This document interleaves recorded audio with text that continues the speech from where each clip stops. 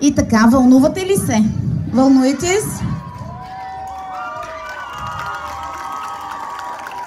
Колко се вълнувате? А как ръкопляскаме? А как ръкопляскаме на нас?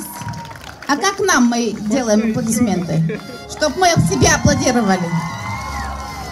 А чтоб и других и себе аплодировали, можем еще больше.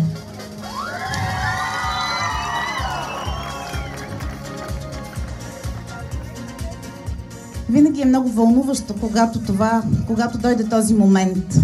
Малко тъжно, защото свършва този празник и малко възторжено, защото обявяваме началото на следващия празник. Но все още не сме си свършили работата. Исках само да кажа, че творчеството е нещо, което може всеки да го носи със себе си. Този празник на творчеството е това нещо, което